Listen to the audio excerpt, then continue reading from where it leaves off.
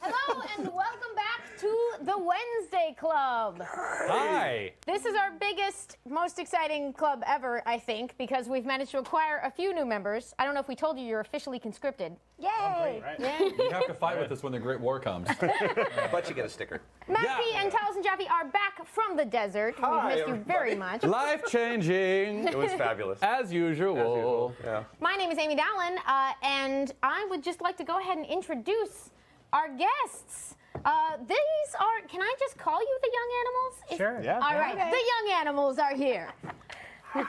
Starting with our favorite recurring show guest that we trick into being on here as often as possible. Who I barge onto the show whenever I feel like it. Kind of more like, but hi, Jody Houser, y'all know me. Though you have called yourself the arch nemesis. No, Taliesin called me that. Did you? I But dubbed her the arch nemesis. she acquiesced Yeah, to I the embraced title. it. I embraced it. Yeah, no, she just. You've made a dangerous enemy. I'm aware. I don't know why you did that. I like to be measured by my enemies, and so I had to up the ante. That's a good quote, sir. Young Animal is an imprint from DC Comics, curated by this gentleman here, and Jody writes Mother Panic for that imprint, There we are. and is the first of our guests. And if you wouldn't mind introducing yourself for anyone? I'm Gerard Way. I curate Young Animal and I write Doom Patrol. Oh, man. Waha. Okay. And next we have. Oh no, I know your name. Joan Rivera writes Cave Carson has a cybernetic eye, along with Gerard. We were giving you the opportunity to say hello to everybody. I was like whispering things. It's my name. Are you just going to whisper the entire show? Thinking about Axl Rose, I am. aren't you? Yeah, I'm done for the next half an hour. Just thinking about This it. cover of Sympathy for the Devil is just going to haunt us. Yes, John Rivera. I write Cave Carson has a cybernetic eye. One of the great titles of the new That's era. honest, man. It's I can't amazing. take credit for that. I was the first fan of that title of that such book. a He good told me, and I was like, oh, whatever it is, I'm writing it. I'm doing it. When you hear the title, you're just like, well, I have to read it. What does this even mean? Like, that's the title of this? When I heard the title, I was like, can I write that one? And finally, rounding out our guest today. Hi, I'm Cecil Castellucci, and I write Shade the Changing Girl.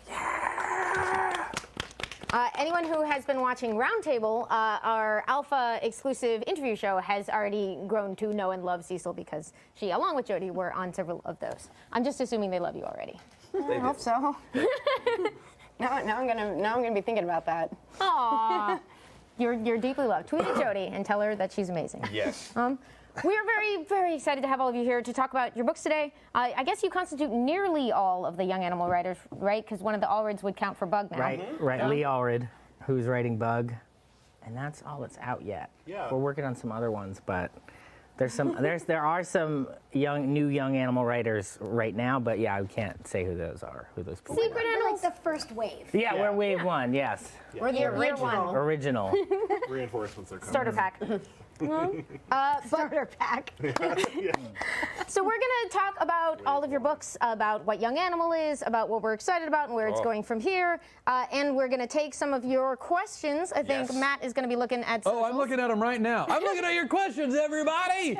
Who are you people? How did you survive the desert for a week? What's going on? What's a comic Actually, book? barely anyone has said anything about Burning Man. They're just That's saying, good. they're That's saying good. Might welcome be back. slightly The less- distracted with our The best less they know, the possible. better. Though I will say, Queen Anita said Gerard Way is in My Chemical Romance. Yes, that is true. That is true. You heard it here first. I think there's a huge chunk, honestly, I think there's a huge chunk of our audience who knows what that is and what that means because we sent them to Wicked and Divine at this point and just went into the metadata. I love it.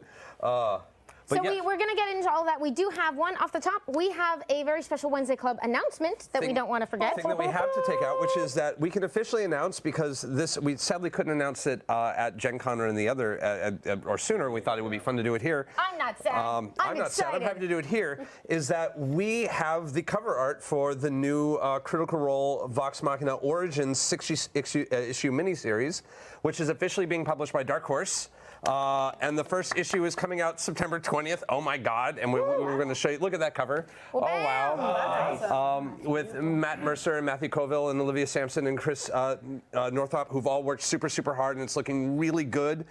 It'll be available digitally on the 20th, and we're going to have like the anthology collected sometime in spring 2018. So 6 digital issues monthly, starting in 2 weeks, and then a physical collection for that bookstore life And this spring. Everywhere where digital things are found, Kindle, Apple, et cetera, Comixology.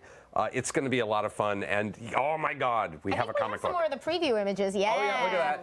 Look at that. Oh, pretty. Yeah, it's just the twins and Kiki looking great. So we're very. For the sake of our guests, Taliesin here plays a lot of Dungeons and Dragons. And as Noticed. and Critical Role is making the leap to the printed page in narrative format with this comic book series, which I'm super story excited. and dialogue and The metaphorical printed page at first, I guess. and That art. fell apart midway digital, through. the It's digital digital. page. It's going to be phenomenal. I'm very excited. Yeah, it looks fantastic. Congratulations. Thank you. I'm quite pleased. I had very little to do with it, to be fair. But thank you. Yeah, no, I'm taking your pride. It's possible that you will be able to hit a pre-order link on Comixology for this. I don't know when exactly that will go live, but it's certainly in 2 weeks. You can find it on most digital distribution platforms. More info will be available. Yes. Yeah. So yes. So You're a comic book person. I am a comic book person now. I tried really hard. Many years ago, I tried to get hired by DC, and they were not amused or impressed by anything I had to offer. Not yet. Not yet. That's life is short, but it was definitely a oh well okay. Speaking of how you managed to sneak your way into being a comic book person, Yes. I would love to ask briefly, and I guess I'll leave this up to you. Would you like to talk about your books first, or talk a little bit about getting into comics first? I don't know. It doesn't matter. Yeah, does whatever you guys feel comfortable What do you with. guys want to hear? Yeah, what do you guys want? Let's talk about neither one of those things. Okay. I'm just kidding. Well, actually, I mean, like, Let's talk about pirates, guys. Who's your favorite pirate? Finally. I've got a little Gerard story that I want to tell anyway, because I was it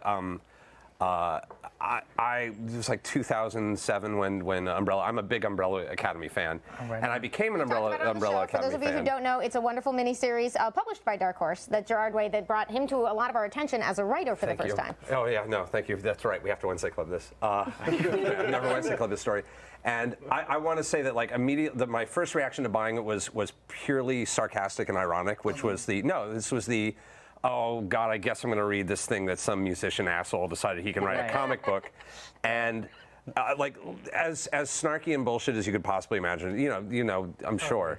And I picked it up, and the book genuinely changed my life. And even the themes in that book were almost seemed to be designed on. I don't know if you made this intentionally a book about how you relate to the world and like the irony of the sort of the irony and sarcasm of some of the characters and how they deal with their past and the way that they were raised. But I made a solemn promise to myself, because I actually walked away going, I almost denied myself this insane book because I was felt like it would be fun to be an asshole. Right. And that was when I finally swore off ever having a fucking opinion about anything I hadn't read before. Like that was the end of it, because that book, and then immediately the Killjoys, yeah. like it's just those books have just really like brought a lot of love to my life, and I just wanted to say thank you. And then Yeah, your you're music, welcome. which I got into afterwards. Yeah, right on.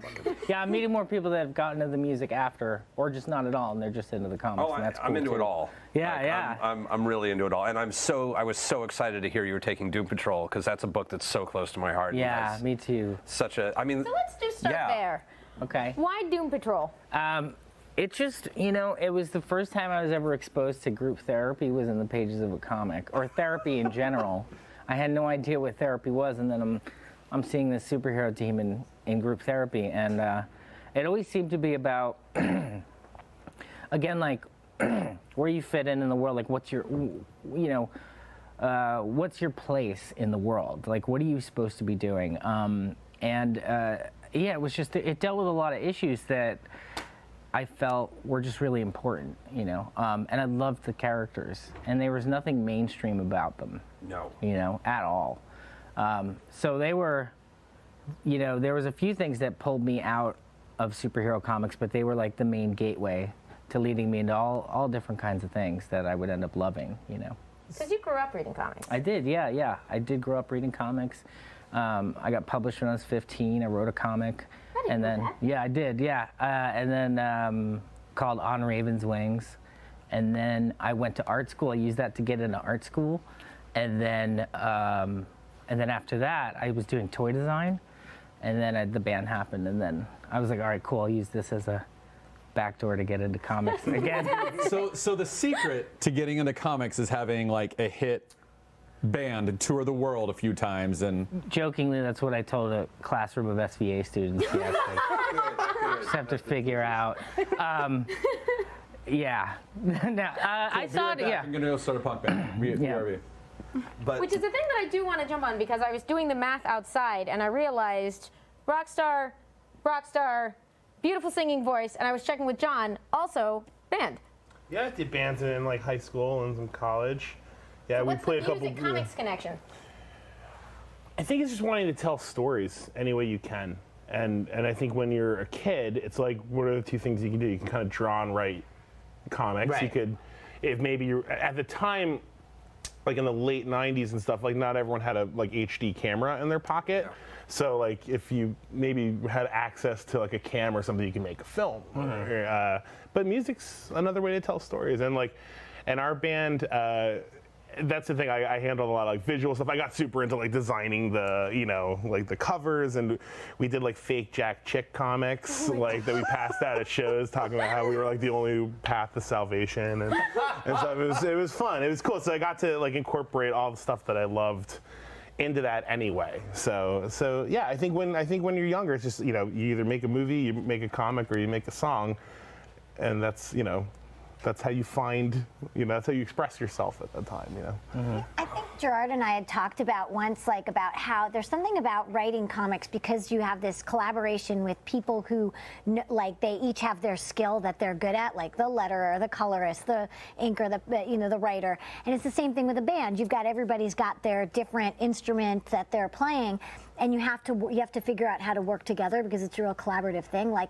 the closest thing that I've ever felt creatively to have that same spirit of being in a band is writing a comic book. Yeah. Like, and that's different than a film, because film is like, there's a lot more sort of moving pieces. Right. But you know, I think the thing about being in a band is that it feels really intimate and collaborative, and you're telling a story, and it's the same thing with a comic book. Yeah. Yeah. And you were a theater kid, so you took the playwright route. Yeah, I actually did do playwriting in high school and then in grad school, so. Yeah, it's like nerd band, I guess. I don't know. I feel you on that one. Actual band might also be nerd band. Yeah. To be fair. Mr. Way, may I ask a question? Sure. Grant Morrison's Doom Patrol or the 60s Doom Patrol? Like, which one was like the hook for you? Well, the way in was through Grant and Richard Case's run. That was the way in. And then, because, you know, like the old Doom Patrol at the time wasn't even, you know, in the 80s, it wasn't really accessible to someone that was like 15 and didn't have money.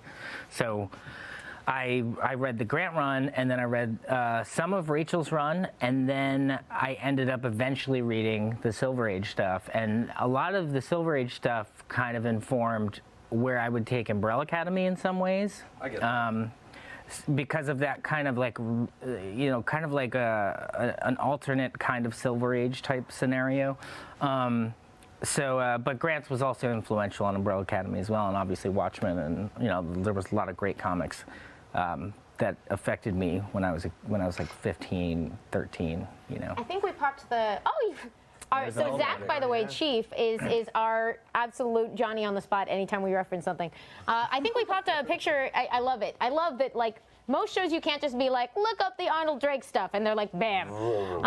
But I think we popped a picture of the Morrison Omnibus in there as well, which is something we've talked about on the show a lot before. That was a very influential from the Vertigo line of comics from the late 80s, early 90s that kind of changed comics for a lot of folks.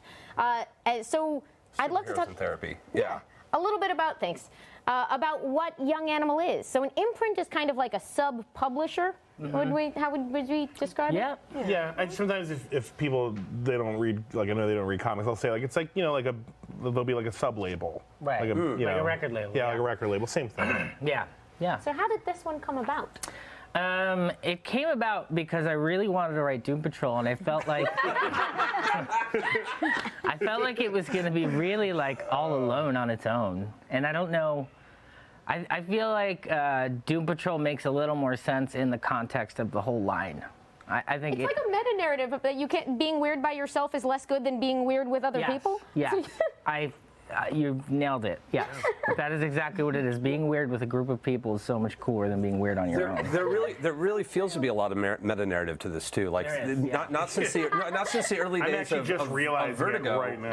Like Vertigo had a really strong meta narrative in the beginning of that very 80s pop vibe of just like the whole underground, the whole notion of this underground vein of supernaturalism and energy that kind of created that early run of Vertigo. But this feels different, and I haven't quite put my finger on what it is about this, other than that all these characters have weird psychological trauma, which is like the one, like everyone's dealing with a weird personal problem. Yeah, which everybody I'm really is digging. Yeah, all throughout, and in very human ways, despite the fact that some of them aren't human at all. Like, but yeah, they are dealing with some sort of trauma from the past and problems of their own, issues of their own. Yeah. Is that by design, or is that sort of like, hey, that's an awesome coincidence and we can play with that? I mean, it's by design. I feel like it's just kind of what was in my head, and then I think the more I talked and found creators that we all felt very like-minded, I felt like it was in everyone's head, and we kind of all dreamed these things up together and figured out what they could be, and they all seemed like they wanted to be that, I think we're like fans of flawed heroes, and that gets bandied about a lot. Like, oh, this character is like flaws, but they never really seem like flaws. Like, we wanted, I think, heroes that aren't necessarily going to save the day. They'll try, but they might not succeed. And there's always like a cool feeling. I mean, even as a kid growing up watching like Indiana Jones, it's like, or even like Die Hard, you're like, I don't know if this guy's going to make it. And that's a cool feeling that later in subsequent sequels and stuff kind of goes away when they become superheroes and can literally take anything. There's a sequence in Cave Carson that really I don't want to give it away. Normally we're okay with spoilers on this but like I've been way too secretive about this book. I never want to spoil anything. No. I feel bad. There's the phone call. The phone call breaks my fuck. The phone call is the moment that I'm like, everything's over and everything's bad. Yeah. That broke my heart. Yeah. Oh yeah, I love that part. I love that part. You will all know what I'm talking about when you get to that issue of like, issue 5, I think. It's like right before the end of the first arc, and he makes a desperate plea to. He makes a desperate plea to the type of person that you would call in the situation he's in. It's the desperate scream to the heavens of, please, I need an adult. Yeah, totally. No adult is coming. It's great. Yeah. And then, You didn't want the books to be alone. Yeah. And somehow we got here. What's the middle step? How'd you find all these folks? Well, we started, to round back just a little bit. I got to know Shelley Bond, and we always talked about doing something at Vertigo. As Shelley was at Vertigo forever, and The home of many of the books we're talking about in the late 80s, early 90s sort of comic book renaissance that changed most of our lives. So she edited. She edited a lot of books in that era, and exactly what we're talking about. So we'd always stay in touch about Doom Patrol, though, and this was before the imprint or whatever. And then so years would kind of go by, and it was just never the right time. And then I finished touring on a solo record. Like, I'd finished all the touring, and I said to myself, like, I really want to try something different now, just because I had so much fun on the solo tour. It was a really nice, kind of almost relaxing type of thing. And we didn't work too overly hard. I just kind of went out, then I would come home for a bit. Anyway, so then I was gearing up to appear at a convention in Brazil with Gabriel Ba, who draws the Umbrella Academy. And then Dan DiDio and Jim Lee were also on that trip. And we kind of, and I've been friends with Jim for years since the band.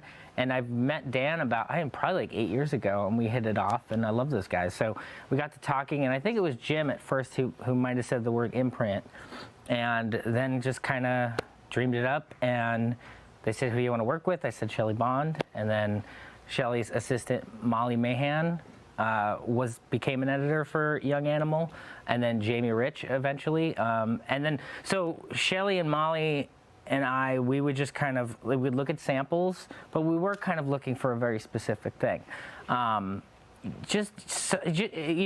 Somebody's writing just had to be different. It just had to have this kind of special X factor quality to it that made it special and different and unique. And then we all met in person. Like John, obviously I know from before we met in art school, but meeting them was just awesome. And it clicked when I read each of their work. It was just, and that's how it's been with every other young animal writer or creator that's come in, and they're all just really also cool people, which is a bonus. How did the artist pairings come about? I know that, for instance, like Mother Panic, you were already working with Tommy Lee Edwards, right? When you came in and helped shape it together? Tommy came into the project with me. So it was already this kind of thing where he had, I think even before Jody's involvement, he had started designing the character. And because you had designs to show me when we first met. Right.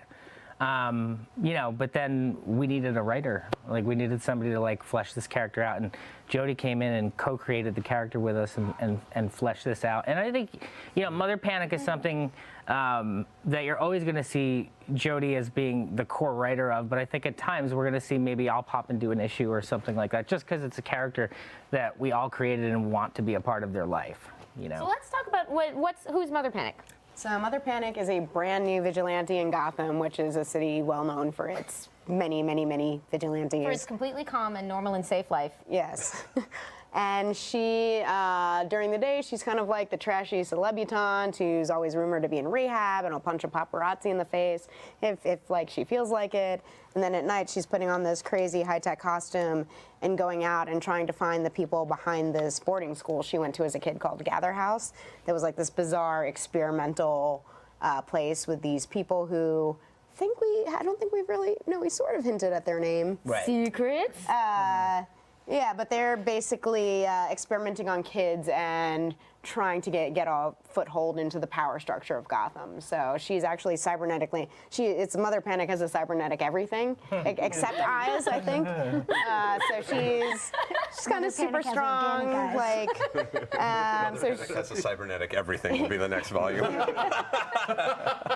up it. Got to see where this goes. Year 4. It's just Right. Mother Panic has organic eyes. Yeah, and she's also like the only person in Gotham who isn't an orphan, because her mother is a big part of her life, and her mother's not really well. So she's a big part of her life is trying to take care of her mother, and that's sort of where you get to see her softer side and the potential to be a hero character, even if she's kind of.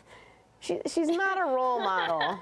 I remember like when there were some of the reviews for the first issue came out, they're like, she's not very likable, and I'm like, congratulations, you got the point. It's a very play it by ear Batman is the vibe I get. It's the Batman without a plan. It's just this sort of violent mess. It's like all of the formula came together for the Gotham Vigilante just sort of by accident, and is just barely holding together through. Yeah, it feels like it could fall apart through will any alone. second. Yeah, that like everything could just go to shit at any second in the book. There's also like Yeah. and there's very much an element of like, is she good? Like, I mean, she's doing good things, but like, I think she's the hero, but maybe she's not. Like 100% stop that guy from acting out the plan that she maybe also had in that arc with the very nice face. I mean, the thing is, it's like she doesn't kill anyone, but that's not actually her choice. She did try to kill someone, and just because of a traumatic experience in her childhood, she couldn't bring herself to do it. So she's sort of like erring toward the side of a hero more by default than anything else in a way. I love how you show that. Like every time there's a chance that she could kill someone, like you see the deer in the crosshairs, and you're like, oh no, she won't be able to do it. Oh, like that's a really smart way to show that trauma and how it's like constantly repeated. I actually really like that a lot. I was like, I'm friends with this lady. And I'll say I have a theory on Young Animal that I want to throw in. This may just be me projecting, but because it's 60s psychedelic pop is kind of my jam. Mm-hmm. I get a real 60s psychedelic pop vein through everything, of just a little bit of Prisoner, just a little bit of Jodorowsky, just a little bit of the Monkeys, just a little bit of like all the there's a real, she feels like a character that could have shown up in The Prisoner, as like very like this sort of the dark reflection of attempts at control and attempts at submission gone horribly awry. But So why a Gotham book? That's Why a Gotham? question. It felt like super interesting to do one. It was like basically we were kind of almost testing the limits of, can we do a character in Gotham and make it, are they in continuity? It's like, well, they're in Gotham, so we're we're just kind of doing our thing with Mother Panic and not really thinking about the details of that sort of stuff. I kind of feel as the longer the comics go on, maybe that stuff is less important. You just want to. I mean, even feels like they're doing that a little bit with movies, where you'll have like a Batman movie, but then you'll probably have like an alternate Batman movie in 3 years. And maybe like 4 Joker movies. And like, yeah, I was just reading something about like an additional Joker movie that has nothing. It's like a different Joker. So I think you're gonna start to see just like every version of everything right now. Every movie will be a Joker. Yeah, every movie. Apparently, DiCaprio is rumored to play. That's what I hear. That's the like word. Neo, or would it be Neo Joker? No, it wouldn't be Neo. Proto Joker. Thank you. Joker. Perhaps Are they the real really Joker movie going was to call him inside us Proto all. Joker? Because I'm signed up. Calls himself Proto Joker. So good, Oscar Award winner. So I think, I think really, like, Proto Joker. I think really like tightly knit continuities. I don't think there are things that really last. I think they're always getting changed and altered and broken and fixed and all things like that. And I think that's just because there's a lot of different stories people want to tell, and some of those stories have endings, and they lead you to dead ends if you keep going down them. And writers can't do that. They can't tread the same territory. If they've killed a character and they really need the character, they just make them come back. I mean, it just feels like it's easy breezy. But you're certainly taking. Yeah. Oh, I was just going to say, it also feels like sometimes when you have like so many things that are interconnected, then you kind of screw yourself as like you can't tell a story anymore because you're bound by all of these other things that don't have anything to do with it. And like what I like about the way that we're in continuity or not is that we kind of just sort of can pick and choose what we want to be there or not to be there, and so it's like we have this sort of common knowledge of like, oh yeah, maybe that thing exists, but maybe it's not really, it's not really like, it doesn't have to be so stuffed with everything. Right. We've talked about that. Yeah, and I feel like at the end of the day, I feel like the good stuff counts. Like, what counts? It's like, well, what was your favorite story? And that's what really happened. I mean, that's kind of how I feel about all that stuff. So I think with the books, when we write them, I try to write them just assuming that the readers have not read a lot of DC comics. I just like to come from that, that viewpoint. Because Cave sort of lays everything out for you, where Doom Patrol sort of throws you in with a lot of the characters that you might remember, and they.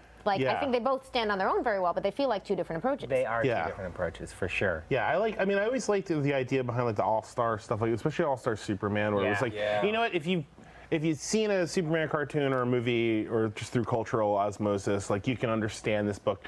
It'll have Lex Luthor. It'll have all the things that you'd want to read in a Superman comic, and I like that approach to it. It makes it accessible. Yeah, I feel like the familiar settings and familiar characters allow you to do a lot of shorthand for certain things where you don't necessarily want to do like the whole origin of how things got to be a certain way for the 15 millionth time. Right. So Right. it's like there's a guy named Batman in the city. There you go. Yeah, no, I think chronology was kind of for me is like the big problem I have with I love continuity. I think it's such a neat trick, but definitely it's easier to deal with continuity if we can just agree not everything is happening at once. Right. And there's just a Gotham City, and it's just the Gotham City, and whatever is happening in Batman doesn't have to necessarily interact with what you're doing. But there can still be a Batman. But there's a Batman in Gotham City, and it just doesn't matter that like the two books are coming out at the same time. You don't need to know what he's doing because you know what he means. Yeah, exactly. And what was fun about the book was that like Mother Panic is like she's more or less just kind of like an annoying blip on Batman's radar at this point. What is she doing? Like you see like one page with him in the Batcave, and you're just like, what is she doing? Just watch her, whatever. And Batwoman like tries to kick her ass once, and like it's like, oh cool, there she is. She's in Gotham. That's awesome. It's like as long as she's not murdering people and causing too much, whatever. Yeah, we have bigger problems. There was that We have one line 15 where it's like, million we're Jokers. watching you. We knew we were going to take care of it. And it's like, oh, that's all right, cool. Like that's what Batman does with everybody. Great. Yeah, I love that. I thought it was great. Oh, there's so much. I don't even know where to there's just so. So you're working with characters a lot of people. You're making up new ones and combining them with ones people might recognize. But I am curious because Cave Carson, these are real characters, but you have a very different burden in sort of like, have you met a lot of people who are like, I love Cave Carson the most? Maybe maybe at some shows. I think when we did North Carolina, one or two people came over and they said that they liked Cave Carson from his original. First of all, that's amazing. Never heard of Cave Carson before this. I had never heard of him. I had never heard of Cave Carson full disclosure, I'd never heard of Cave Carson.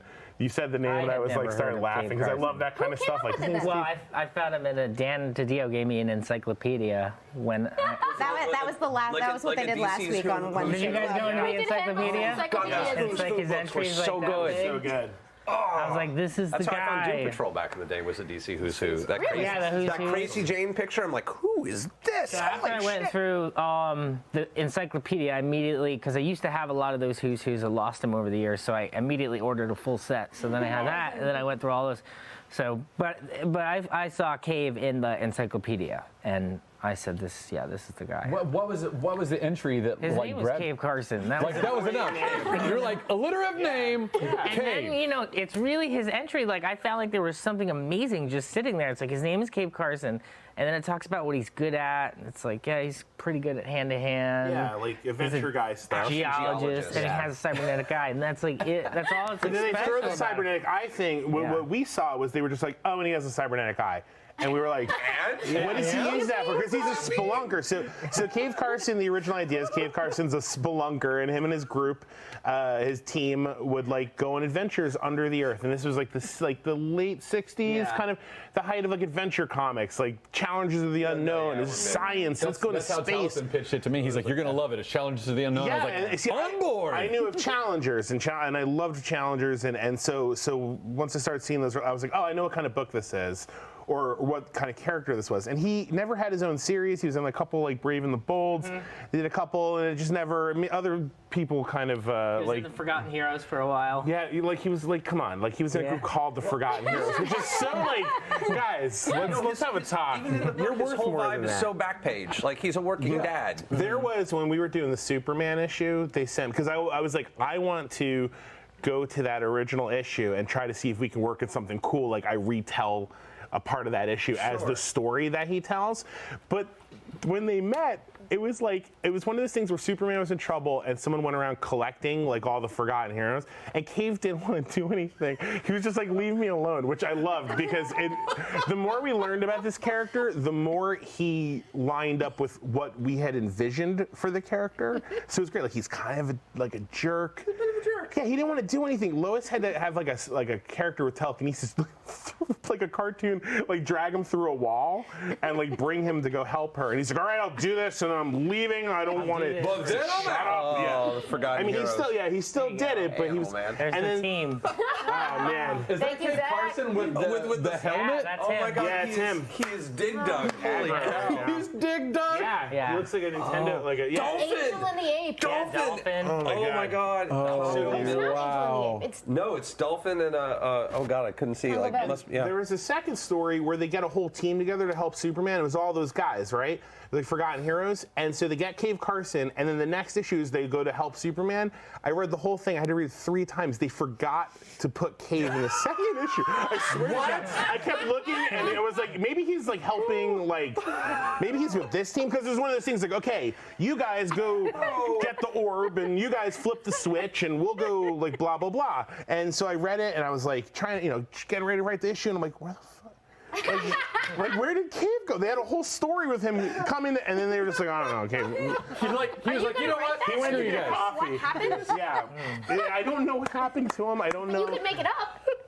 In a future issue of Cave Carson It's as a cybernetic. like a one shot where he's at the. He's got coffee. They're taking forever. And he's just like, hurry up. Everyone go. I gotta save Superman. He's like, where's everybody? So, but I got muffins. so we ended up having to come up with kind of like a new first story where they met, because I don't even think they were in the same room I together. love that he's a guy with a kind of okay Superman story. That's like basically his claim to what's fame. great. Yeah, because Cave is a guy. So the way we approached it when we had our first conversations, we're like, this is a guy who was a kind of an adventurer. He kind of became like a little bit of a deal, maybe like 60s or 70s. And then it never really worked out for him, just like in real life. And so he just kind of like he met somebody cool. He settled down. He's like, let me do something else. He had a kid. He tried to make like a series of films with his family as adventurers, with his then like 8-year-old daughter. She didn't want to do any of it. She got eaten by a giant worm, and she was like, that's it. He was totally negligent, and so he just went and kind of got a job working for the people he was working for originally, where he got the Mighty Mole. That's part of Cave's thing. He was like working on Mighty Mole and he stole it. Which we thought was so cool. Yeah, like and that was like one of those little things where you're like, there's something to this character. He's not just kind of like a science man, like rip-off character. Like he's got some personality to him that was already laid down. So, and we loved there was kind of a like a Sjsjs vibe to the team with the red and white uniforms that you saw up there.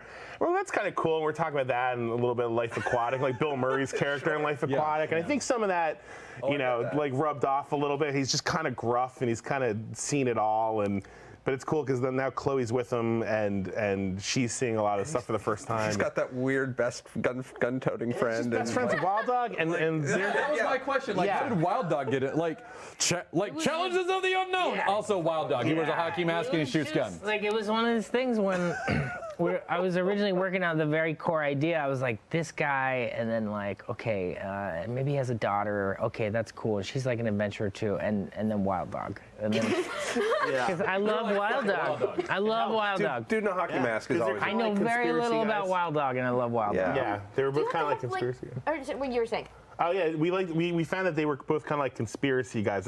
Our theory is that they kind of met in like a chat room. So this is not in continuity yet. We have not, but like that's kind of like it should be. It totally should be. I want to see them meeting now. And I love like the slight the left wing, right wing kind of interplay between them is so funny. Like a libertarian. Yeah, is like a his whole comment about the grenade launcher made me laugh so hard. I burst out laughing in my tent when I was reading Congressman? Yeah, it's just like, do you have any idea how hard it is to get a grenade launcher? Think about how hard it is for me to get a grenade launcher next time you vote. You're in this situation. I'm thinking about it. Believe me.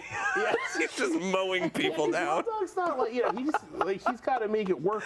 I think he probably he gets money from, I guess, the terrorist networks he kill, like that kind of thing. They always do that with vigilantes. Sure. But again, a grenade launcher is kind of like a big deal. That's a big deal. And he just can't. Be easy to do. Yeah, he doesn't have like a guy working with him. He's wearing a hockey mask, for God's sakes. Yeah, he's a low rent, and that's what we like about Wild Dog. So, can I ask a selfish question? Are you guys fans of Venture Brothers? Does that because that's for sure. Love Venture Brothers. That's my favorite show of all time. So within 3 pages of this book, I was like, well, this will be my favorite book of all time. Yeah, and it's funny because I didn't want to talk a lot about the Venture Brothers influence because Venture Brothers is still more like satire. But what's great about Venture Brothers is it starts as satire, but then it becomes its own thing. It's not. The strength of Venture Brothers is that it started as a Johnny Quest satire and then created its own world and its own characters that you actually care about, and there's story, and that's probably its biggest influence on Cave the Venture Brothers aren't even characters. They're barely characters in the show anymore. It's about the whole world around them. Yeah, kind of like that Simpsons thing too, and it's great. It kind of works so much. But they share a DNA, as I think is that they come from the same DNA egg. It's just that Cave is less of an ironic take. There's no irony in Cave. It's not that I can take. Cave is a real guy who had to live through this and kind of deal with the aftermath of being a science hero. And it's like he's kind of over it, but he's kind of addicted to it too. Like I said, he tried to be famous, and it kind of didn't work. And now that he's kind of, unfortunately, we're meeting him at a very dark time in his life. His wife passed away and stuff like that, and now he's getting pulled into the thing. I think he's kind of trying not to have a good time, in a way. I see it like that. Until the jelly, yes. Yeah, until the night pudding. Yeah. Yeah. Now, I think a crucial element of the DNA, I think, that helps us make all these associations is where did Michael Avon Oeming come into the picture? Oh my God. He couldn't be more perfect. Wow, yeah. Well, I mean, Mike's a fantastic artist, and he's someone that I thought about because just because I love his work, I felt like he could do this really amazing adventure thing and have this kind of almost an animated quality to it and things like that. And he's kind of the master of this kind of, he can do this really crazy, trippy, disjointed storytelling and kind of make it all work. So the car skidding around the side of a page to stop on a cliff in the center. Yeah, awesome. Yeah, he tries really crazy stuff, and it's really fun. And Nick is amazing too. They work great. They're such a great team. So that's actually an interesting question because so many of these it feels like every single title in the Young Animal line has this element of psychedelia to it. Yeah. Like how much of Getting the colorists. yeah, like, but like just the layouts, like all of it, like how much of that comes from the writer versus how much of that is coming from the artist? I would imagine it's relative to every title, but like, can you guys speak to that? It's coming from the basic starting point of what these books were going to be and what the whole line was going to be. And I felt like it was time for a really heavy dose of psychedelic energy. I felt like that's at least what I wanted. I didn't know if that's what the world needed or wanted, but I found if you look at like other dark times in the history of mankind, I find that the counterculture fights against that darkness, and sometimes it holds the hand of psychedelia, and they kind of, counterculture and psychedelia are kind of married. Yeah. So that really all started kind of from, in some ways, the beginning. Well, Cave a lot, and actually all of them. Like we. You can't have madness and have it be boring. Yeah. I mean, like it's like Speaking of psychedelia, like I know that Marley did a color palette thing for Kelly. Like she sort of set Marley's up the sort artist, of and she's the changing girl, and Kelly Kelly Fitzpatrick is the colorist, and so so they had kind of a conversation. And then another thing that Marley and I did that Kelly was in on as well was that we started a secret Pinterest, so that we started to have like when we were starting the book Shade the Changing Girl, we had a visual vocabulary that we could sort of agree upon, like what sort of madness might look like, or what any image that we saw that might feel or look like madness. And so I think a lot of that sort of sprang from there, and I think Marley sort of came up with a sort of a color dictionary or something that then Kelly did. But then we would have lots of conversations. Like, I've certainly said at one point, Lepuck, the sexy panda boyfriend of Shade, he's like smoking a bowl with his band in his apartment, and Kelly had the smoke be gray, and I was like, we're in an alien world. Like, we can have the smoke be red, like it doesn't have to be. And so, but that was like at the very beginning. And then once you say those things to a colorist, then they know how to like just sort of take that baton and run with it. Yeah, there's a lot of just make the grass red. Yeah. When we go to a different, it works. It really works. Yeah. I think with Cave, the coloring, if you notice in the first issue, because we don't spend a lot of time above ground. No. Because Cave hates above ground. He hates it. And His name is Cave. Yeah. It's very drab, those scenes. Not super drab, but compared to what happens when they go under. And I feel like that's the thing. Cave was like a kind of a straight scientist guy that kind of met this really cool woman, and he kind of loosened up. That's kind of between the two series. I always call it the 60s or 70s when we talk about the era, and that's when before they had Chloe, and they're kind of going on these weird psychedelic adventures. So those colors, that's Cave's world, and Chloe's kind of entering that, and I think that's how we show Cave's world. So these vibrant psychedelic, like toxic green, toxic yellow, a lot of toxic color hits it. I always feel assaulted by it occasionally, in a good way of just like this environment is just so intense. It makes your eye work. Yeah. I think a lot of it was the colorists going off of maybe some of the energy in the original scripts, but then really owning it and running with it. Shelley had brought Tamara Bonvillain to my attention. I believe I had met her at ECC, and then I saw her work and I was like, this is perfect, and it was amazing. And she came in and the colorist really is the other artist on the book. They're really bringing it to life in a lot of ways. Yeah. Their work is all over it, shaping it and telling you, leading you where it's going through color.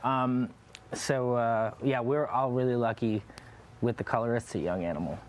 And you use abstract images in Mother Panic. Yeah, there's something that sort of goes back to some of the programming she was dealing with at Gather House. So she'll get these weird flashes while she's fighting, and they're always these strange abstract images in red and white. And when we saw some of the flashbacks from her childhood at Gather House, you got to see sort of where those colors and images came from a bit. But it's probably the most sort of grounded book compared to the others, and especially in terms of color palette, because we kind of know what Gotham looks like.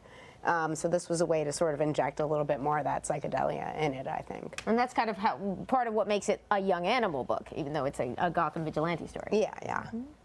We like your books a lot. Thank you. Thank you. Can you tell? So my introduction to the Young Animal books was Shade the Changing Girl. That was the first one I picked up because I was a huge fan of the original Shade the Changing Man back in the day. And you mean the original reboot? The original reboot of Shade the Changing Man. Yeah, the one that mattered to me. And this, I mean, like, I don't even know where to begin about what this book does for the sense of mental isolation and disassociation. Like, I spent the first 5 issues going, maybe it's not an alien and it's just somebody having an intense nervous breakdown that accessed weird powers. Like, Briefly, what is the book about? yeah, please, for people who... Well, Shade the Changing Girl is about an alien from Meta who is a bird. She looks like a bird, and Meta is a very diverse alien world.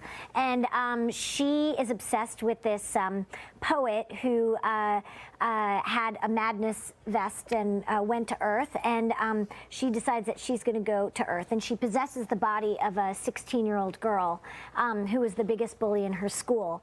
But the superpower that she has is madness, so everything is like going batshit crazy around her, and now she's in the body of this bully who everybody hated, and maybe her friends tried to kill her or didn't help her to live, and her parents took a passive interest in her her breathing. parents may or may not have been like okay with pulling the plug on her, and she was really bad, and now Loma is inside this body that she doesn't really know how to use, and she has to deal with the fallout and the consequences of this life that she never led. And she has a very particular viewpoint of what Earth is because of this poet that she liked, you know, who is a poet and talks about Earth and stuff. But also there's this show that she loves called Life with Honey.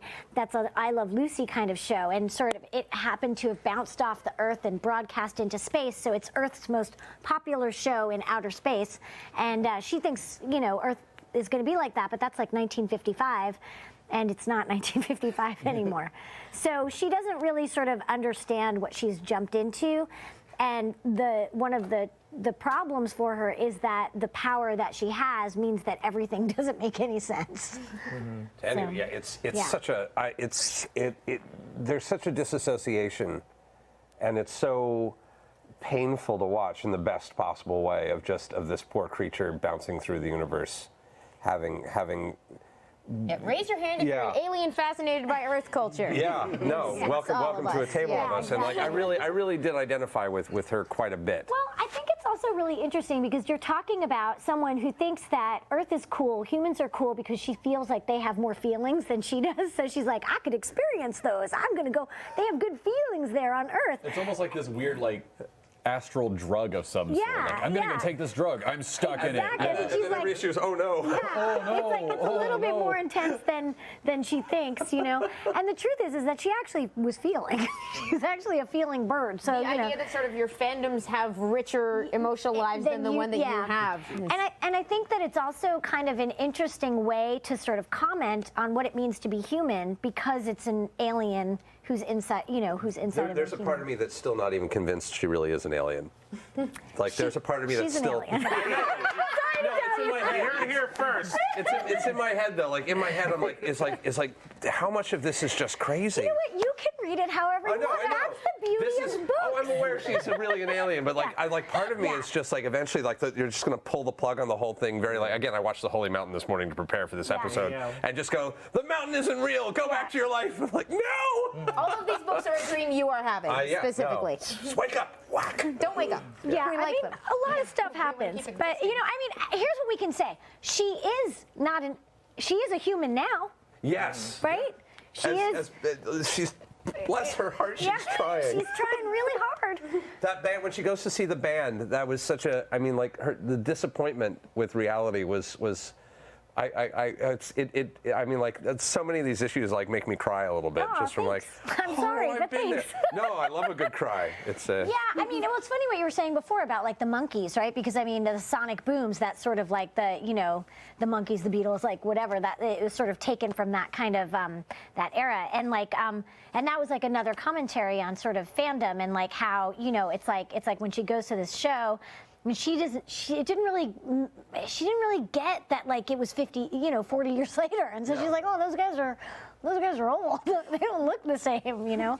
No, I was having flashbacks from between like the monkeys to their weird evolution. Like they made a movie called Head, and like very much that moment of like, oh, you guys have personalities and like a whole reality outside of this manufactured thing. That oh dear. I think I used to watch the monkeys as like reruns on like Nickelodeon or something. I think of it, and they used to mix I think like parts of Head in, or they did like another documentary. They did a weird. So sometimes you think you were gonna watch like the goofy madcap antics of this band, and they would be like a real kind of weird serious episode, and it would just be out of order, total, just a syndication, and that always fascinated me. Oh God, our poor audience, which is going to be digging this stuff. Go listen to the monkeys and learn about the monkeys. You'll Cecil, we have a question on our chat from Loma Shade. Oh, good. Loma, saying, it's so nice to hear from you. To Cecil, what about a Shade poetry chapbook as an add-on? Oh. Which I actually wanted to ask that, because like so much of the poetry in there was like, this is real. I actually really enjoy this poetry too. So I wanted to ask you about that. But that's one of my favorite parts of the series too, is the poetry of the whole thing. Yeah. Well, and like the poetry gives it history and gives like, she's like loves this poet, and she's trying to kind of almost copy his life and walk in his footsteps. It's the same as like, I love Jack Kerouac, I'm gonna go hitchhike across America. Oh, this is very different from what he did, but I still love his poetry. So it feels very similar to something like that. Someone, like when someone is like, or like everything that we love, like it becomes sort of the fabric of who we are, like as we grow older, and it's like all of those things that you always sort of like are pulling from. And so for me, that's what the poetry is. For her, it's like Rackshade has a poem for every single thing that she's encountering on Earth, and like a phrase, it's like a line that she can kind of pull from. I like that idea though of a chapbook. I like that idea too. Yeah. Congratulations, Loma Shade. You just assured a poetry book. There's definitely something there. I don't know what it would be, but something's there. There may be a really cool place for it. Yeah. But there is something to be said for like, it's really cool to have a character who's quoting someone from her home world, like this alien thing. She's got this idol that she like. Just the thought there's an alien society that has their own idols, and that humanity's not the only one that like idolizes celebrity and stuff like that. Like I thought that was really a really cool element to that book. Thank you. Really liked it a lot. And I also feel like with the poetry stuff, I feel like to be human is to be a poem.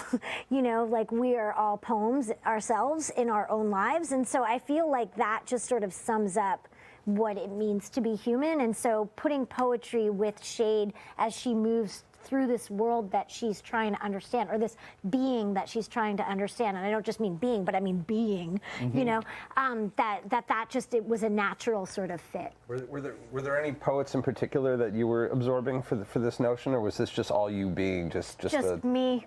In my angst. Wait, so you I will come back to this. You've all made fantastic Spotify playlists for your book. Yeah. Wait, really? Oh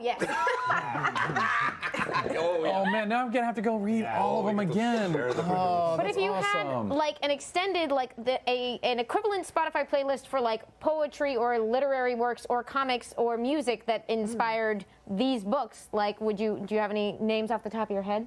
Going to his question of, are there particular poets who you draw from on that? Who's on your general culture playlist? I would say book-wise, Walter Tevis's, and it's also a film, but The Man Who Fell to Earth. It's a book and a film, and I think we talked about that when Shade originally, when I was starting. Yeah, it was one of the first things. That is like, so I feel like that sort of existential loneliness and disconnect from the world, like, in the movie you see that he's got aspirin, but there's not real words on it and stuff. That was like a real touchstone. Yeah. Nice. Anybody else have off the top of your head? Go ahead. No, go ahead. For Mother Panic, especially for the stuff in her past, the anime Shoujo Kakume Utena, which was on my Signal Boost, was actually a huge influence, and I've listened to those soundtracks like so much while writing, because it's just like the weirdness and it's like a world built on fairy tale tropes and surreal chanting in the music. Yeah, and just because there was sort of that weird, almost cult-like behavior at Gather House, and just that still influences her and feeds into her, as an adult. That's something that I've definitely like it actually influenced me more than I even realized, because there's a school or a school building that burns down in that series. So. Oh man, it's been a while. I gotta dive back. I'm also supposed to mention really quickly that we are doing our 5-minute challenge at the end of the episode, just like always. Now that we're back. And back on a relatively normal Wednesday. So if you have a thing that you want to see us attempt to rant about for 5 minutes, please submit it in the chat, and we will pluck it from the chat, and put it into our little computer, and we will make a run. We pitched, if our guests are agreeable to it, we might do minute free-for-all. That's a frightening notion, yes. But more time to come up with a good idea, which is definitely a bonus. So. Yeah, please submit if you've got one. Anyway, the cultural playlist. Weymouth Burroughs. Nice. You know, I think that was a lot of kind of what went into the poetry of Doom Patrol. You know, so I just love his work. Naked Lunch in particular, or something in general? Yeah, what's a good starting point for folks? I think Naked Lunch. You know, just go right in the deep end. You know? There's no preparing. That's kind of how I wanted to treat readers with Doom Patrol. I just kind of push right in. No, and that's exactly what it was. It was like, here's a Euro. What? Yeah. There's a universe in this thing? What is going on? Yeah. Well, and were you a reader of Doom Patrol? I've been wanting to ask. Were you of the previous? No, we've had this conversation. I really want to read Doom Patrol, and I was so curious. But I loved Gerard's, and now I've got to go read everything now. So the book, because I know the book worked for me, but I had so much baggage coming into the book. I was curious how someone who didn't have any baggage coming. Oh man, I fucking loved it. I fucking loved it. Yeah. So there's a really important run of Doom Patrol that sometimes gets overlooked, is Rachel Pollack's run, and she did a lot of that with Ted McKeever. And I am told, I've heard that that's going to be reprinted in February, I think. Oh, nice. But I think that's common knowledge now.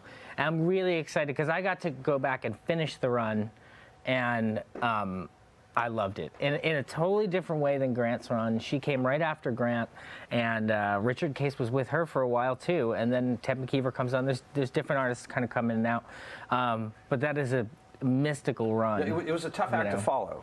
It's a tough act to follow, but I feel like she got a decent amount of issues in there. Yeah, it's amazing. So I'm excited because people will get to check out that run, which is a really important run in Doom Patrol's history. I haven't read it since it was originally published. It's been a long time. There's some runs I haven't gotten to read yet. But I'd like to think that over the years they'll all be available because there's something valid about all of them, you know.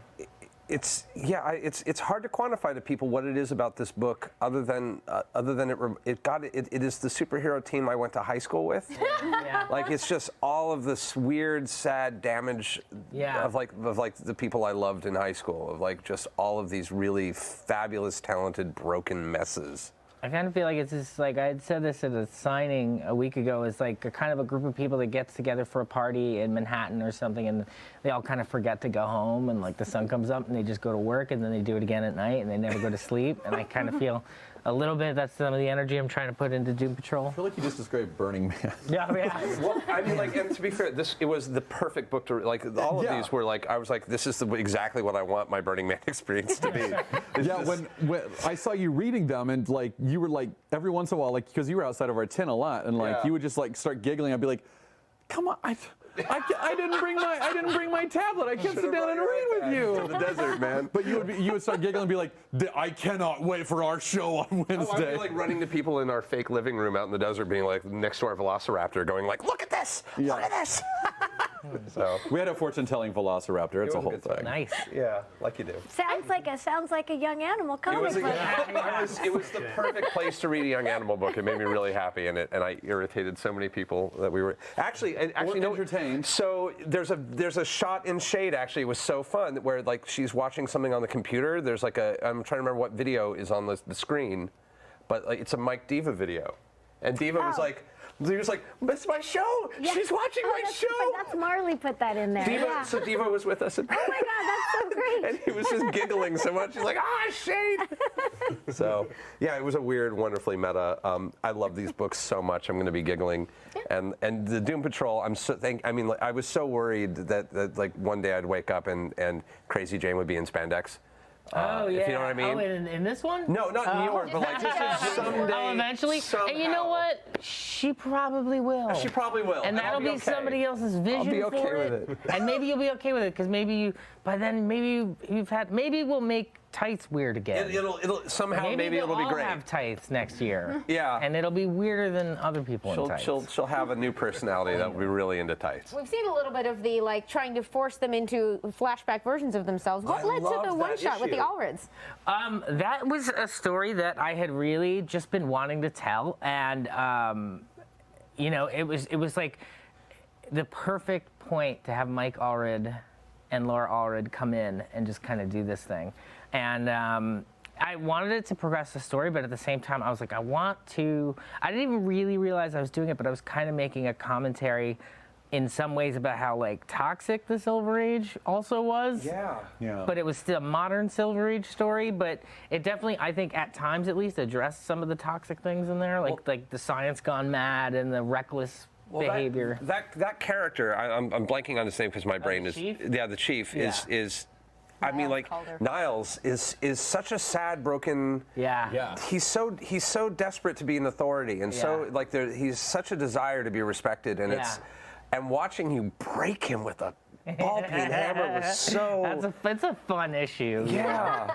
I've been waiting a decade for it. I kind of want to write more of those. Oh, I love your love one-page Niles. things like what's yeah. happening with Niles Calder. Oh, Like just the pacing of the book, the structure of it. Like it'd be like, this is fun. he wants to be a DM. He's so bad at it. Yeah, he is bad at He's it. the worst dungeon master He's ever. like incredibly bad at it. You know, catastrophically bad. It's So so. you sat down to be like, I'm gonna do Doom Patrol, and you hit on all of these like standalone stories and like interesting backup coloring pages. Like how did you answer these questions of like, what will you do with Doom Patrol? How did I answer those questions of what I would do with it? It just I spent a lot of time like thinking and taking handwritten notes, like Is this months. the exact book you'd been planning for 20 years, or is it a surprise? I think it's better because it grew as I changed and grew as a person. It kind of grew with me. One of the things I made sure I wanted to do, even though I had written an issue, or not an issue, I'd written about 6-7 pages of Doom Patrol script that would become this, that has different characters. And I'm glad I didn't write that one because it was a very cynical version, and this I feel is the opposite of that. I would And say so so. this is the version that reflects who I am now as a writer. I was surprised and delighted. Can we talk about Casey? Yeah, sure. Man, I was Usually- right there. I was right there. Yeah. Space case. When I Wow. show up for weird stuff, I'm used to sort of bracing myself for cynicism at the same time because it's so common for outsiders to see through the bullshit of the world that you get a lot of sort of disenchantment. So it was sort of this amazing surprise to first jump into your book and be like, oh, this is not that. Yeah. Why? You know, because again, along with the psychedelia, I feel like it was a note that people needed to hear. Like I felt like it was missing, you know. There's like a lack of cynicism, Yeah. lack of like smarmy. That makes me so People happy. needed to That's hear. they needed to hear. I love it. He's dead. No, it's the Doom Patrol that we need. I'm really like it. Really makes me happy. No, and Space Case is such a great addition to the canon. Everything you've done with Danny, and that's the with important Danny thing. It may not be what you want, It's what but we it's need. what you need. It is. Because I know that what we we need. had a big event happen today in issue 8 Excited that I'm because I sure took we're it going home, to but I get haven't read questions it yet. about, but I would keep in I mind. love the lotion cover. The lotion cover's right There, it's there. right here. If you really like lotion, it's a big issue. I love for lotion. So, Lotion the cat is my jam. but you know, I would keep that in mind when you read Doom Patrol. It is, you know, may not be what you want, but it could be what you need. I will admit, and I know that your answer is going to be no comment, but man, I have been waiting patiently for the return of the Brotherhood of Dada. Oh yeah. For so. Yeah. The quiz was like I have such a love and affection for the quiz. Yeah. And man, I was writing fanfic about some of those about Sleepwalker. Like it's bad. And in a lot of ways, this Doom Patrol is a fan fiction. I get it. You know, I think a lot of comics are fan fiction, even the published ones. For good or ill. Because yeah, you'll even see letters written by the author that would eventually take over the comic. Would write a letter to the comic complaining about something 20 years ago. Yeah. And then You there's see that with like Doctor Who's, right? Oh, yeah. Like Capaldi, right? David Yeah. Tennant, huge. Yeah. And Stephen Moffat. We're several generations in now, so it's you have people that have grown up with these characters. you know. Weird echoing conversation, and all. I mean, like I kind of want to find. Are they going to reprint any of the classic Cave Carson? I think there was like some kind of talk for like a minute. I'm not sure what they're going to do with those because it's like more like stories spread throughout several different series. I would love it because it was honestly it was even hard to like track down research for us. We have to make a lot of it up. And that's the thing, is I'm always looking for it, because I want to mine a little more from his past now, and Well done. I see what you did there. the puns. I love writing Hope You Dig It I on remember books. when we had started on it, and I had said something like, "We need a Cave Carson expert." I was like, "There's got to be someone on the internet that knows everything about Cave Carson." And then I don't think we could find it. To be fair, they're way underground. Yeah, exactly. Get out. Get out. Fuck you. Yeah, we definitely mentioned needing an expert. Yes, I am. Yeah. John, did you have an answer to the cultural playlist? Yeah, I didn't have a great one. You know, like honestly, by proxy stuff like H.G. Wells. Like not like don't go out and start. I mean, well, please do read H.G. Wells. Yeah, that's great. Don't not go. Yeah, please read everything and stuff like that. Or Michael Crichton. Those are kind of like science. But you know, H.G. Wells. It's funny because like his writing influenced a lot of stuff. I think probably because the movie rights were cheap. And like the '70s, like Amicus, and like if you've heard of like what are the Hammer Horror? So their contemporaries were Amicus. They were two studios churning out all those Peter Cushing vampire but they did a lot of great stuff too, like The People Time Forgot, The Land That Time Forgot. We were talking about Quatermass a couple weeks ago. Quatermass in the is Pit. great. There's I want to say it's called like something for the center of the earth. Yeah, it was like all those like kind of adventure things from the 60s and 70s.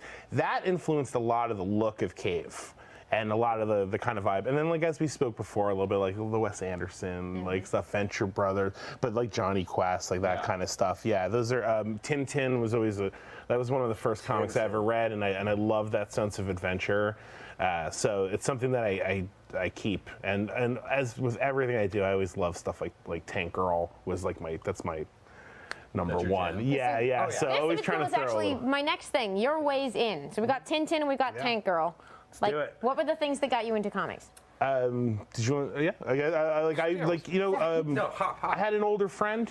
Like it's like 3 years older, but when you're like 8 and someone's 11, it's like the coolest person. Yeah. So his name was Brian Medina, and he got me into like the Punisher and like X-Men and stuff like that. And then so superheroes, Ninja Turtles.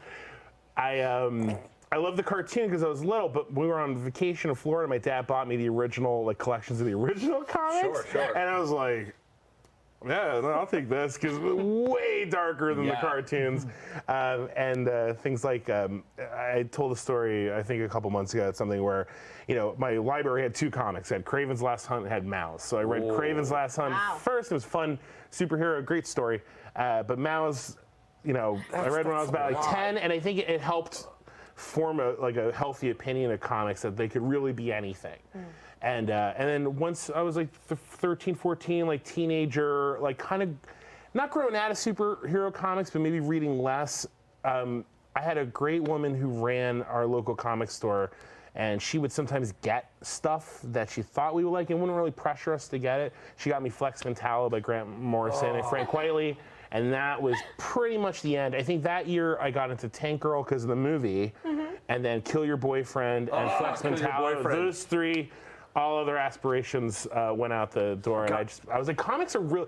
I liked drawing them, but I was like, whoa, they're really cool. This is pretty geek culture. Oh, no, I feel like Kill Your Boyfriend would fit really well into Young Animal in this day and age. Like I feel like that would be. I feel like it would sit well with this. I came very close to Kill Your Boyfriend reference regarding Chloe's jerk boyfriend from the first 2 issues. But yeah, I think that's what set me on my path. That's when I decided, you know what? I was like 16. I'm like, maybe art school.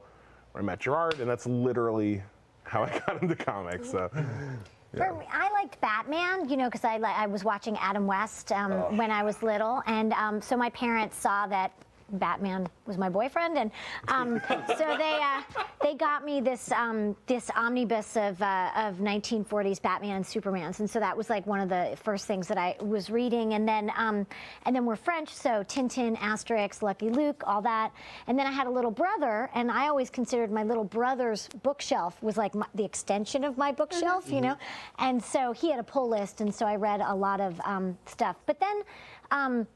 So comics were always like a part of my life and my growing up, and you know, and just fell more and more in love with them. And then when I got to college, I was in Montreal, and Drawn and Quarterly was starting up, and I worked at a co-op, a vegetarian co-op cafe. And where I was the waitress, and we would have these bande dessinées en direct, which were live comic jams. And we would have people come to the cafe, and I would be the waitress, and it would be like Seth and Julie Doucette and like everybody that you can think of from that time in Drawn and Quarterly. And I'm blanking on everyone's name right now. And they'd all be there. And they would just draw, and so comics became this like new sort of part of my life. So it was like, you know, Dirty Plot and everything that was coming out on you know, Seth stuff, Yummy Fur, Love and Rockets, which I also love, Naughty Bits, like just all this stuff. And it was like, and I was also, that was when I was in my first band, so it was like this real marriage again between sort of comics and you know, and music, because to me they were like kind of, they were sort of married at the same time, and then I became poor, so I stopped really, you know, collecting comics or anything like that because it was just sort of not affordable. But I knew that it was always something that I wanted to do and that I wanted to write. So I write young adult novels as well besides comic books, and I wrote a book called Boy Proof about a girl who's obsessed with Vertigo comics and post-apocalyptic science fiction film. And Shelley had read that book. But before that, what had happened was that one day I bought Ed Brubaker's The Dead Enders. And I looked at it and I was like, because I really wanted to write young adult fiction. And I was like, oh, The Dead Enders, this is the vibe that I want to do. I want to do a book like this. That's what I want to do. And then Shelley, she had read Boy Proof, and she called me and was like, hello, my name is Shelley and I am at Vertigo. But I used to Google how to submit a comic book to Vertigo, and I couldn't figure it out. I was just like, well, I guess I'm never gonna do that. I guess that's a career that I think I'd like, but it's never gonna happen. And then she called me and was like, would you be? I was like, yes, I have 5 ideas. Also, I really like this book, The Dead Enders. And she was like, I edited The Dead Enders. And then that was kind of like, okay, you're in, you know. But yeah, it was like this very long journey. But it was something that I'd always known, like from the time I fell in love with Batman, it was something that I knew I wanted to be a part of my life because I wanted to tell stories, and so yeah, that was that. Yeah. Wow. No, yeah, I'm like. Did you listen to music a lot when you read comics? Because I think we were talking earlier about the correlation between the two. Oh, I make a playlist for every single book I'm writing. Like I make a playlist that immediately because writing is hard, yo. And like I get into like I don't want to write. And so if I make a playlist that is like of the vibe of the character that I'm writing, then like I can put it on and immediately like, all right, I'm back in here, you know? So yeah. What was your weigh-in? So funny enough, exactly 25 years ago today, they aired On Leather Wings in prime time. Yes, they did. Technically, the premiere of Batman the Animated Series was 25 years ago yesterday, but I missed that it was on Saturday morning because they were advertising about the big prime time premiere. So I watched that, and I'd been a fan of Batman 66 too. But at this point, I think I was like looking for something like darker and more serious. So I was like, oh, I have a new Batman. This is my new Batman. So I ended up getting the Batman Adventures comic, which was the tie-in for the animated series, and the first issue I bought because it had I bought because it had Batgirl on the cover, and she wasn't in the animated series yet, and they actually scribbled out Batman's name and wrote Batgirl. And I loved her from Batman 66, and since she wasn't in the cartoon, I'm like, well, I'm going to get this and read it. Was that Batman Adventures number 12? Yep, which I cannot. The first appearance of Harley Quinn? The first comic appearance of Harley Quinn, which is why I can't afford to replace my childhood copy, because they sell for like thousands of dollars now. But yeah, and it's funny because they did bring her into the animated series later on with a totally different origin story, because this issue had the classic origin story where she's like, I'm going to a costume party, I'm going to dress up like Batman. Oh no, crime's happening. I'm really going to be a hero now. Except in this version, crime was Poison Ivy and Harley Quinn, and then Catwoman shows up, so it was like, we're going to throw all the female characters who were awesome into this one issue. So, so then I started buying it more regularly, and a couple of months after that, Mad Love came out, which was an Eisner-winning one-shot that was the origin story of Harley Quinn, which is super, super. Oh yeah, there's that issue. Yeah.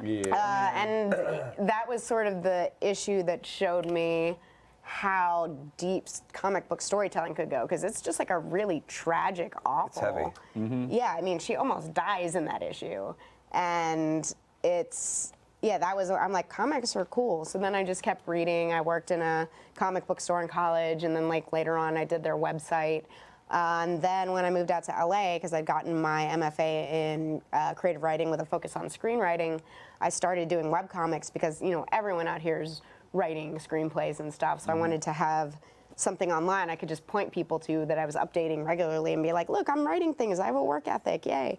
And then some friends started posting links on Twitter about comic anthologies they were pitching to, so I sort of jumped on those. Because I went to grad school and they had classes in everything except comics, which they do now, taught by one of my classmates.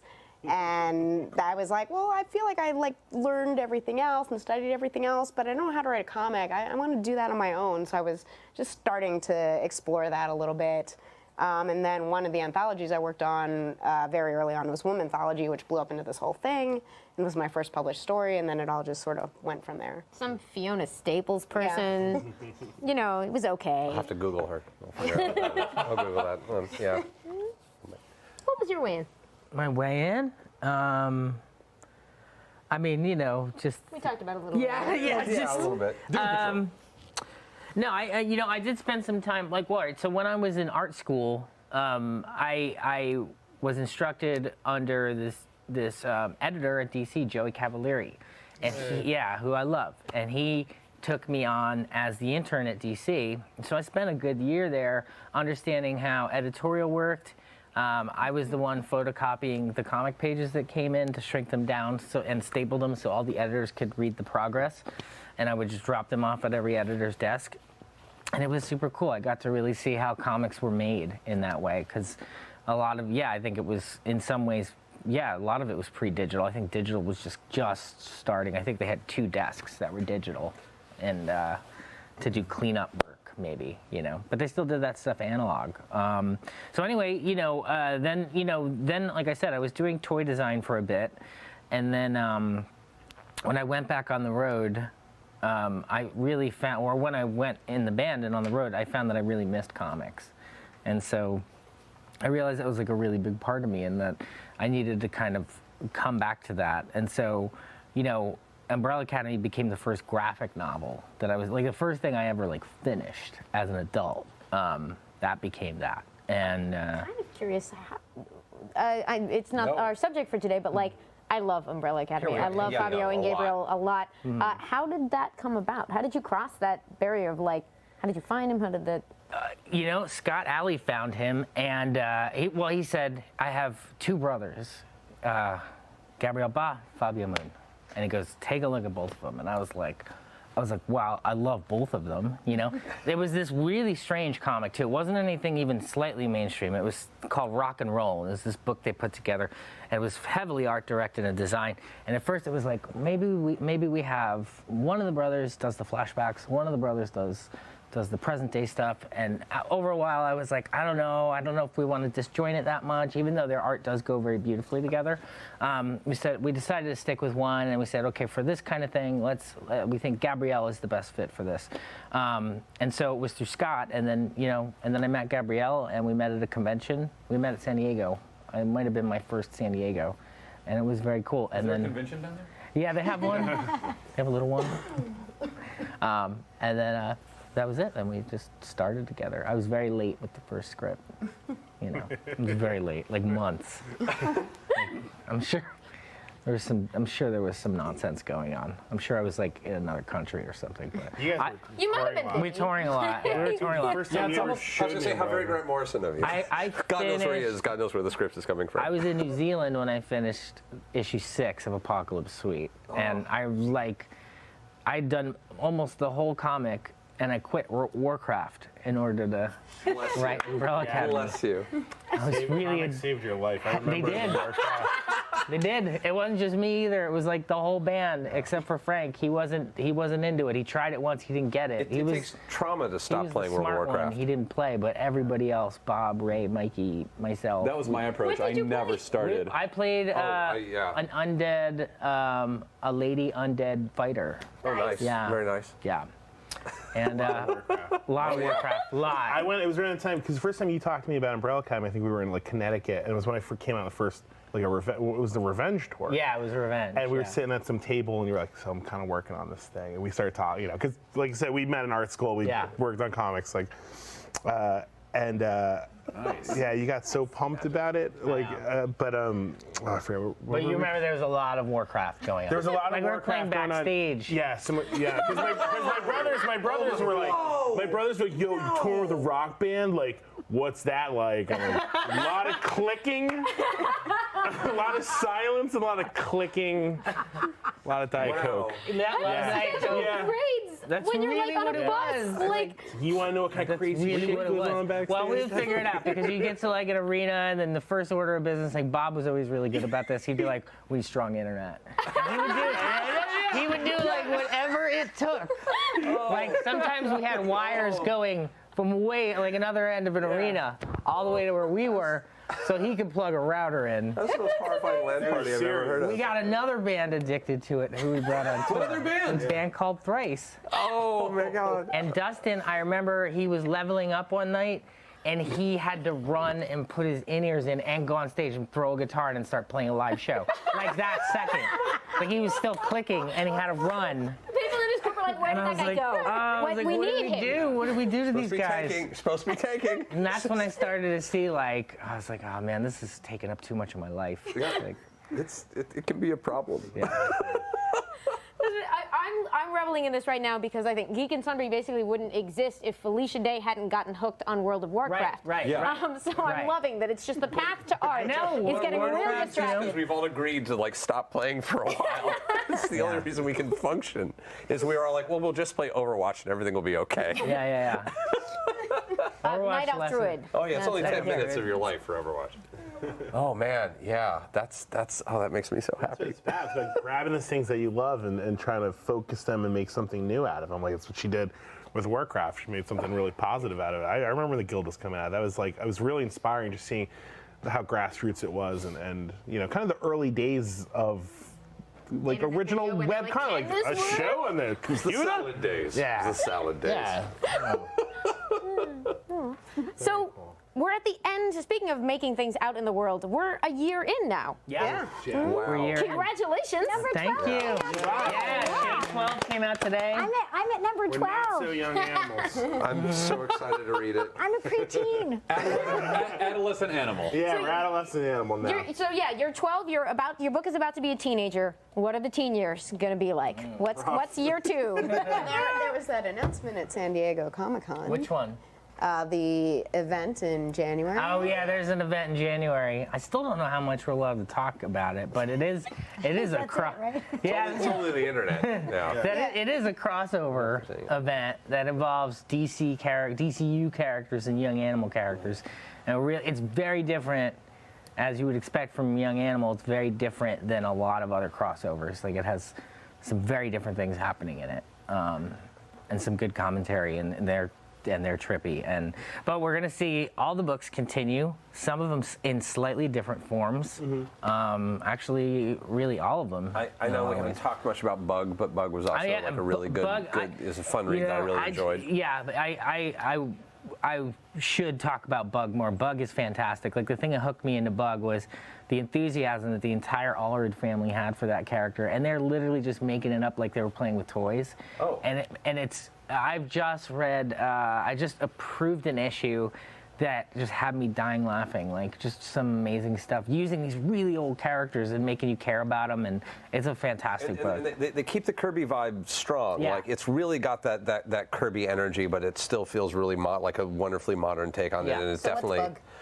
Oh boy! For those of you who don't know. For those of you who don't know, so Bug is basically, if you go into like the weird order of the new gods and the old, basically Bug is sort of this. He's basically a manifestation deity of like the new gods, except he was sort of raised in the pits of the old gods as this creature that's less than human, which they call bugs, which they sort of use as sort of like I'm like meshing it up a bit, but like You're doing better than I would. yeah, okay, he's sort of this like treated as this lower class life form, and basically he had some adventure back in the '60s, which I haven't read, but that they sort of flash back to, where the Justice League trying to go, no, you're not a bug, you're a man, and he for a moment gets to have that moment of being like a real entity of light and like living up to his godhood, and then like gets crushed as bugs are supposed to be, and then wakes up in a basement with a creepy girl and a talking teddy bear, and everything's wrong. Yeah. It's amazing. great. I love it. And yeah, if you liked Ecstatic, it's got a lot of the same energy and it's got a real, again, like it's that pop 60s vibe. I feel like this is like just a whole,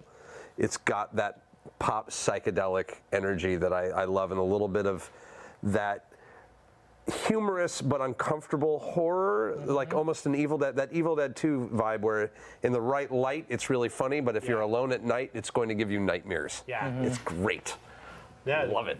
I love stuff like that kind of complexity to Yes. Evil Dead 2. Like that's something that I at least try to take into stuff like Cave, where you could be laughing or like freaked out a minute later. You know, I love not knowing what's going to happen. All of these books, this is something I love about all of these books, the way you read them changes depending on where you are. The room that you're in changes how these books are read on this very fundamental level. And like, I really had that experience because I've doubled and triple read some of these books at this point. And like, whether or not I'm in a cafe, whether or not I'm home late at night, whether I'm in the desert in a really uncomfortable environment, has really changed what I'm getting out of it. And I'm getting that same, like, again, and I'll keep coming back to things like Jodorowsky books and films, or like those things that I watch or read over and over again, because I know every time, as Beetlejuice says, it keeps getting funnier every single time I read it. I'm really digging that these books have that thing where it's not just revisiting a great memory, but it's just finding a whole new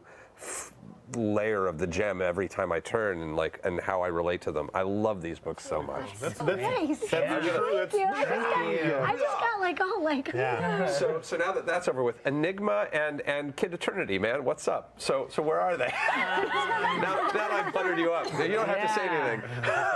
Kid Eternity. We were Enigma. actually, you know, I'm glad you brought that up though. We did have a talk in the beginning about like how much old Vertigo are we going to bring in? Yeah. You know, and it was Dan who really helped me find that balance, and especially because I was over the course of 4 days I would pitch him comics, and you know, if we started to get a sense of like, all right, so we're going to do Doom, and from the first meeting we knew it was going to be Doom, we knew it was going to be some form of shade. We didn't quite know, although I think I had made a note that she should be in the body of a teenage bully, and then I was like, all right, well, what next? And then I was kind of like Animal Man, or, you know, because that's a big Vertigo one. And he was like, let's do something different. Like, let's take a character that Vertigo kind of maybe wouldn't have. And that's where Cave came from. Sure. And then I pitched him on the idea of a new character, and he was really excited about that. And so it was a bit different. Like, we are approaching it from a different angle than. Those are the only two Vertigo books I can really think of that I feel really still vibrate on this level. Like, Yeah. Vertigo also, like, sort of, I don't want to say lost its brand, but sort of branded into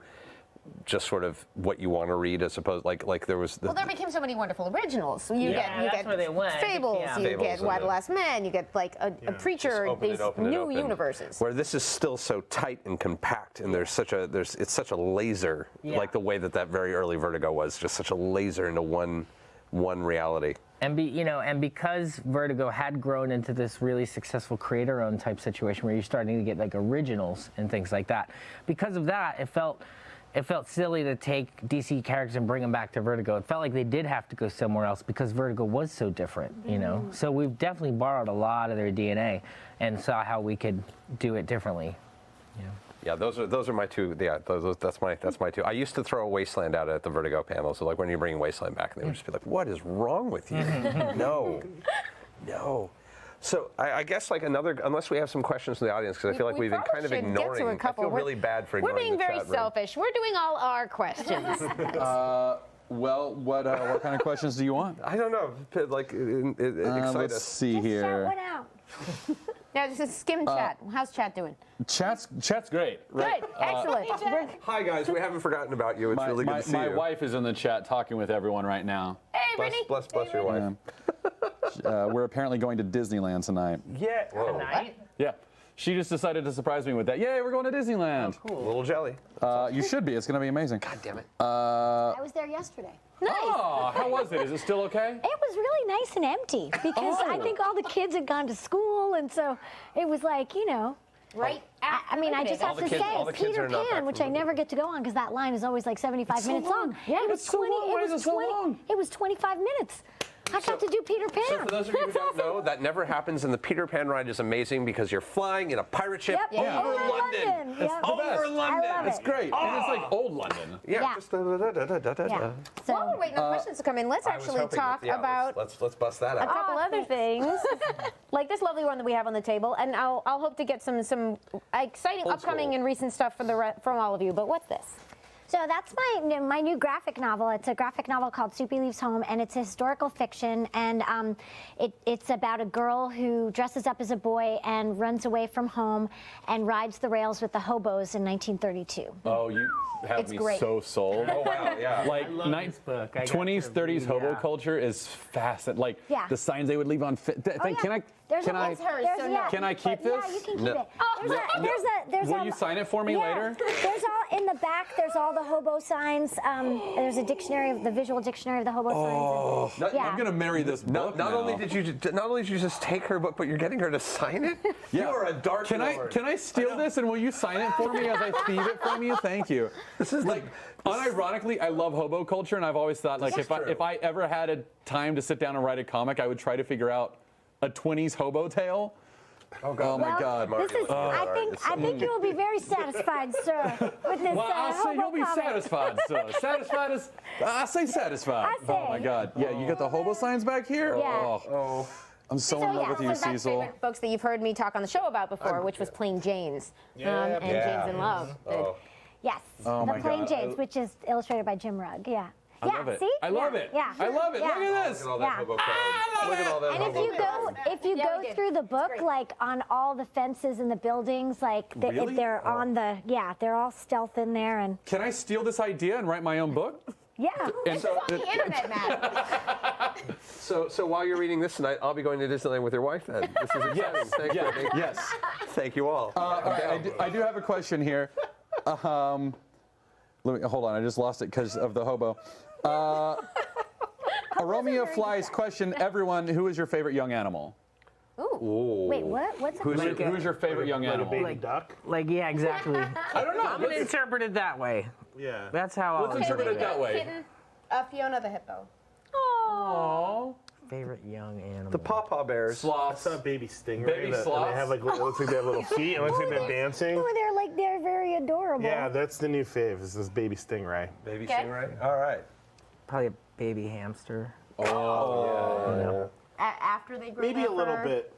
Yeah, Wait, yeah. A couple days. No, the original form. No, I had some accidental baby hamsters, and when I saw it, I'm like, is there some kind of worm in there? Right. Yeah, there Did was. you just say you had some accidental baby hamsters? Yes.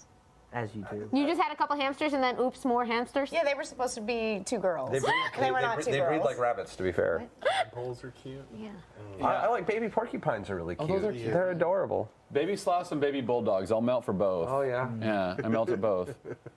Why? Awesome question. Thank you. Why did I you like all decide to baby call it Young Animals? That's from Half Fairing Circus. Yeah. I just like the way it sounded. I thought it sounded cool. And I mean, it does sound cool, to be fair. yeah, and I wasn't working on a solo album, but I was supposed to be at the time, and I was going to call that Young Animal, and then I decided not to do the record, so I did this instead, and I just used the name of it and just moved it over. Nice. The original, the young animal with the Euro sandwich. The Euro sandwich was really like the moment I'm like, okay, this is getting interesting. That was fun That to was do. such a great juxtaposition. All right, so let me do this because I had Devin categorize all the questions per title. So I'm going to go through and find a question for each of you for your title. All right, Great. First one, Doom Patrol. How would you describe Doom Patrol to someone who has never heard about it? Oh man. Right, good call. And that is from Eva A7X. Thank you, Eva. You know, just the basic version of them still rings true. It's the world's strangest superheroes, and I feel like they are battling the world's strangest things. Not necessarily always villains. It could be concepts. It could be sentences. You know, just depending on what they are dealing with that week. So. There was stuff other people would fight if they could wrap their head around it. Yeah. There was a whole old issue in the Morrison run where they were fighting the color green. Mm-hmm. Yeah. Oh, because of the Yeah. It's like, right, I'm bringing that back. Let's see. Let's go to Mother Panic. This is from J.A. Penrose. Do you see Mother Panic as a mirror of Batman in any way? Perhaps a darker reflection of Batman? I mean, I think part of the approach we took with Violet was like, what if Batman never existed? What if there was the concept of a really rich person who's also a vigilante in Gotham? It never happened. And what would that character look like in 2016? So I think a lot of it was sort of like looking at Batman and some of the things that just don't really work in his identity in a modern age if you were making a new character, like the whole like pretending to drink champagne and stuff, because everyone has cell phones now. Like they'll notice he's like dumping it in a plant or something. So Violet's like actually has like maybe some substance abuse issues, and like when she goes to a party and she's doing stuff, she's actually doing it. And you know, same thing, like, you know, she doesn't like take men or women home and then just like, oh, I fell asleep, you know, like Bruce does. No, she actually like does have flings with people. So we were sort of, I know Gerard, it was really important, he said when we were first talking, to sort of bring in like the whole idea of celebrity in the modern age and paparazzi and social media and just how that influences how we see people, and have her be like a very modern celebrity type, for the famous for being famous type. Who runs her social media? I don't. We had she long hasn't- talks about her social media. Yeah, she actually hasn't really done much during this run. I think she like just is more like a figure flitting through everyone else's social media. Yeah. I think she's too cool for it. Yeah. She doesn't know how to use it. She's like locked out. She's drunk. I don't know. There's like a million reasons. She probably like downloaded Snapchat, looked at this, and was like, "What the fuck?" Boy, I feel that one. Let's see. Shade the Changing Girl, Cecil. Let's see. From True Hearts, what is the inspiration behind the character? Like when you're writing for her, like where's that inspiration coming from? I often feel like an alien in situations where, you know, I don't know how to be in a room sometimes, and I feel awkward, and so I feel like that's part of what it is. But also, I did a lot of thinking about how when we're teenagers, we don't really have control over our bodies yet. You know, we're sort of going through these growth spurts. Every feeling that you have is like the first time you fall in love, first time you're betrayed, first time that you have rage, all of those kinds of things. So I think those two kinds of things, my own awkwardness and also having been a teenager, and sort of, I feel like teenagers are aliens. So those are the two inspirations that I use for Loma in Megan's body.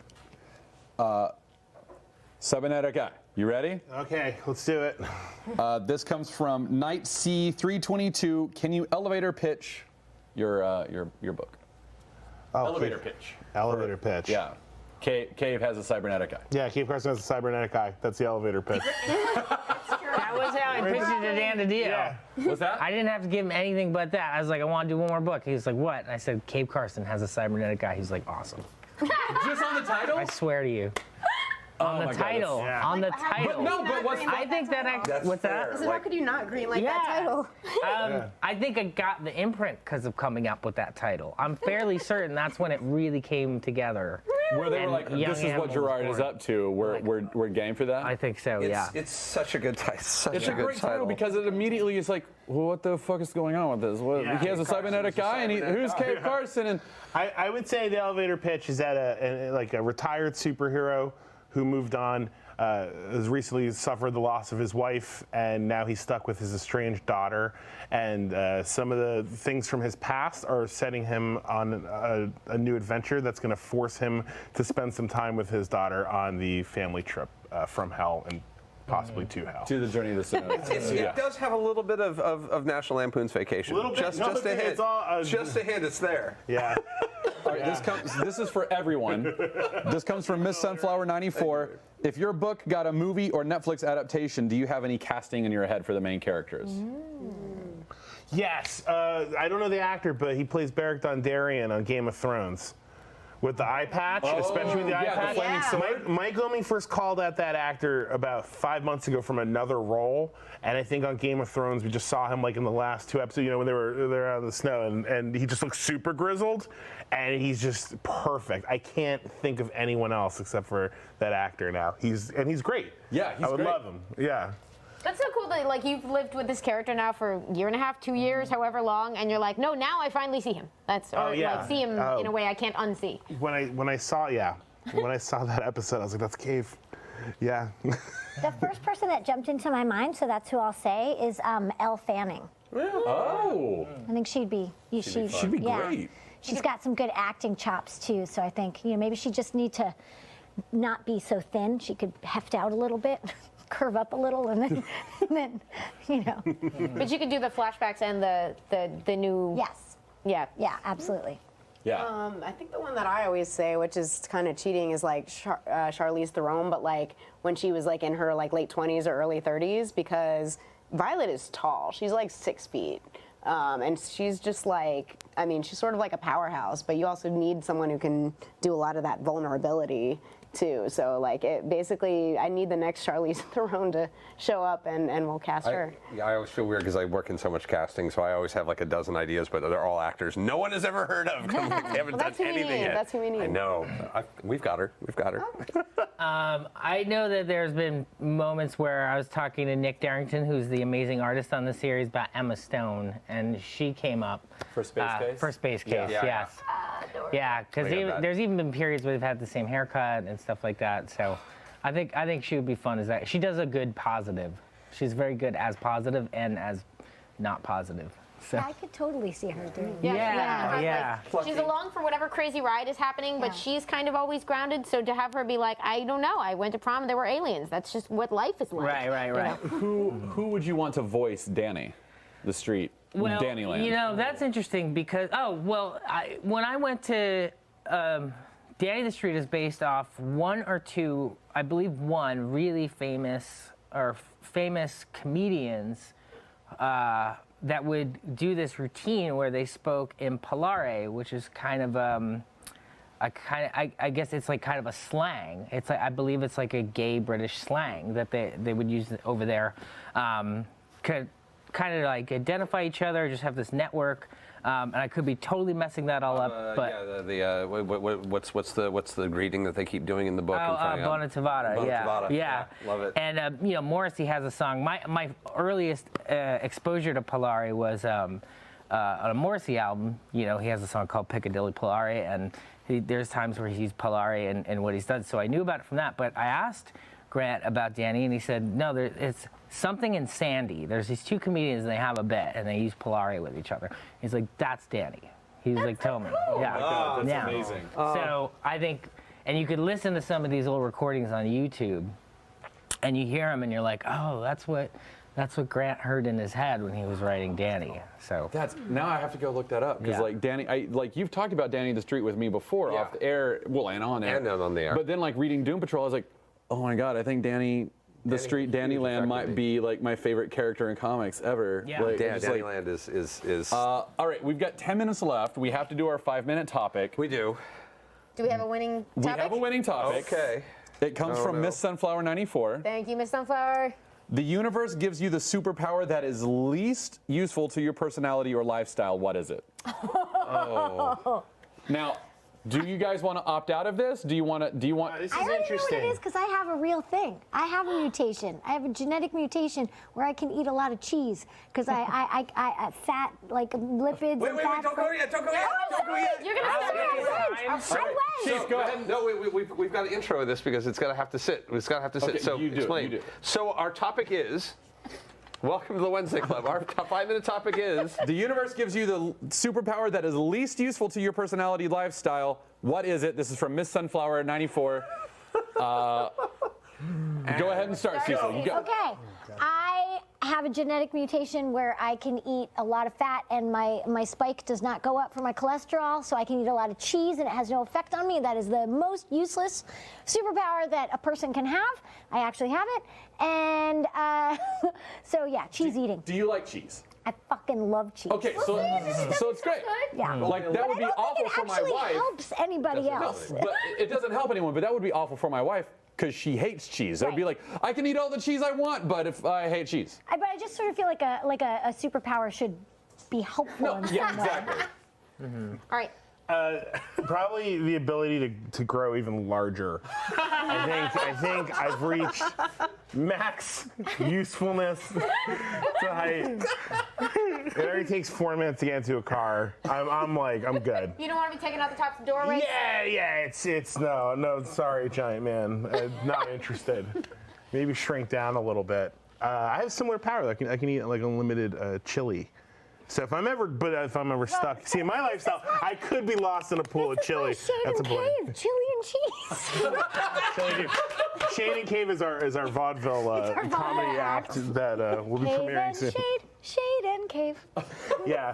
So if I ever fall into a vat of chili, I'm gonna be totally fine. I'm into every part of this. All right, useless superpower. A useless superpower. I don't know if it's not useless, but it's not something that I desire or need, and that's the like super speed or something. I'm in no hurry to get anywhere.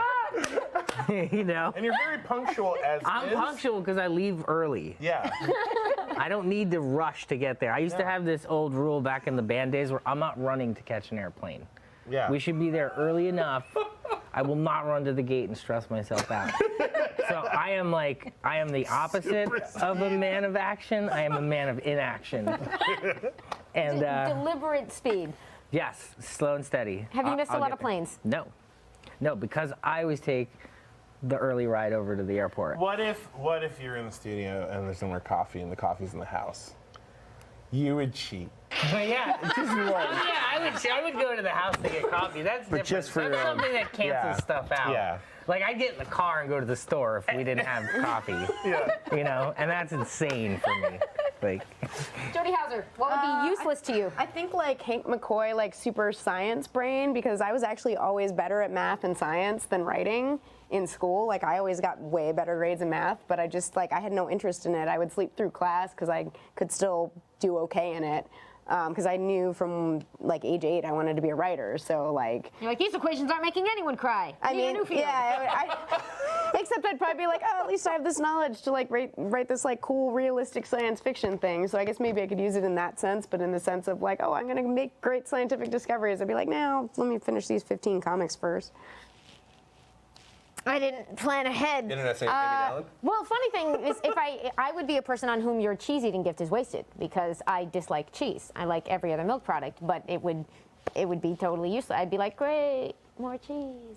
I think mine would probably be like something physical. It would just not apply to any of the challenges of my life if I were just incredibly strong. yeah. Breaking your phone. Yeah, that's for sure. 7th phone today. Everything around me, like, and you know, I already have the problem of always trying to go everywhere with like 7 different bags, but strength wouldn't help with that. I would be equally clumsy, but much stronger, and that would just be no good. It'd be 15 bags, and it's just you would have trouble walking through doors Yeah, at that super point. strength would be totally wasted on me. I would just break everything. That's fair. I thought about this, and I think it would be the power of knowing the proper noun for anything and anybody, of just knowing what actor was in what the name of the film was, who directed it. That would like be just knowing the useless to proper. It would, because I hang out specifically with people who already have that, because I can contain none of that information, and I've gotten by somehow on ignorance and charm, and I don't really want to I don't want to fuck that up. I feel like that would throw the entire thing. If I actually had to know things as opposed to just appearing like I knew things, that would ruin me. All right, 30 seconds, Mackie. Mine is actually relatively easy. I would, if I had the power of a blowfish where like spikes would come out of me and everything, like that would be the most useless thing in the world to me because I'm actually like a very loving, touchy-feely person. So like, if like touching someone made me like impale them, I wouldn't know what to do. I'd be like, I can't talk to you without touching you. I'm gonna kill you. Like that would be absolutely useless to me. I know your next Burning Man outfit that I'm gonna help you make. It's gonna be so exciting. By the way, this is People will die. dynamic characters. I guess maybe my cheese one is Imagine if you had the gift useful. of I cheese, just feel like you it's couldn't eat it. useless to everyone else. No, it's just a thing like that you wouldn't even tell people at parties at that point. We're done. Oh my God, we're out. Everyone, this has been the Wednesday Club 5-minute topic. If you're watching this on YouTube, you can watch us on the Facebook, not on the Facebook, on Geek and Sundry's Twitch channel. Or on Project Alpha. Or on Project Alpha. And these have been the writers from Young Animal with us here today. Cecil Castellucci, John Rivera, Gerard Wade, Jody Houser, Amy Dowland, Taliesin Jaffe, Mackie.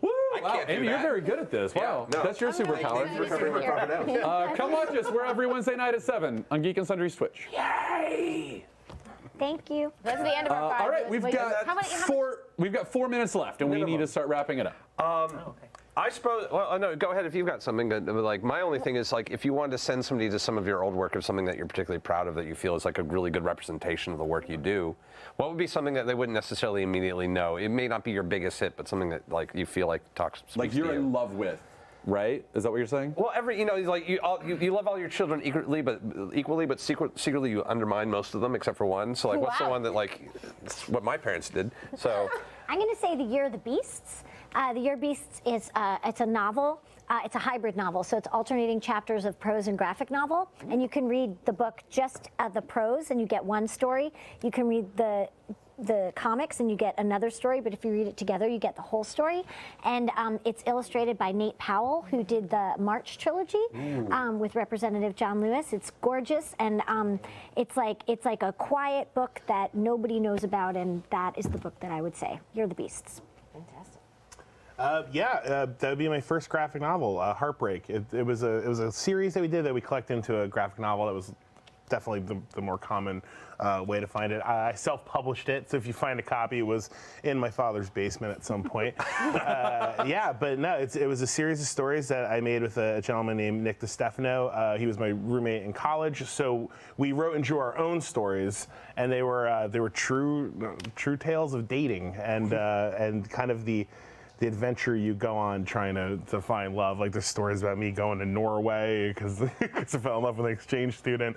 There's stuff like that, and it was cool because it was my first comic out of art school, and it wasn't like a superhero book. It's just about people and relationships, and I think a lot of the stuff I learned in writing a book with like no action and just having to do with kind of feelings, relationships, and mixing humor into some sometimes dark material. A lot of that stuff carried over into what you'll see in Cave Carson. So check it out. It's on Lulu.com is where you can get it now, and I think we're gonna re-release it like in the next probably year or so. Hopefully, we're gonna have the 10-year anniversary edition will be out before the 15-year anniversary. I'm sure. Yeah. 2 minutes left.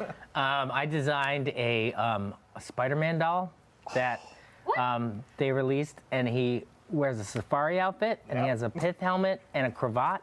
That's a deep cut. If you can find that on eBay. Wait. Okay, so question. It's a Toy Biz. No, it wasn't quite Spider Craven. It was a Toy Biz release, Yes, it was a doll sized, because Toy Biz had too many of this doll, and they didn't know what to do with them.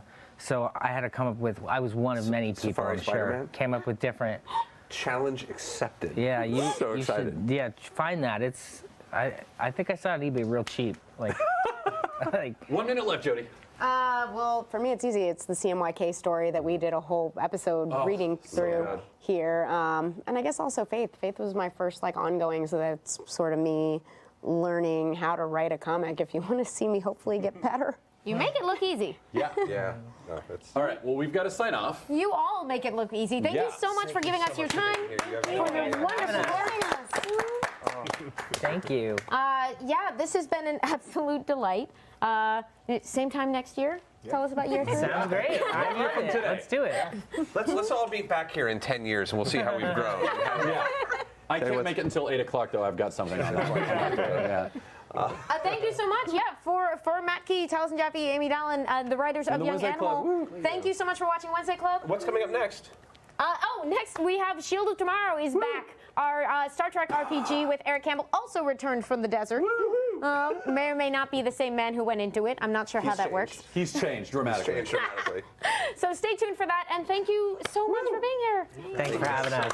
So much. Bye, everybody. Bye. Bye. See you Thursday.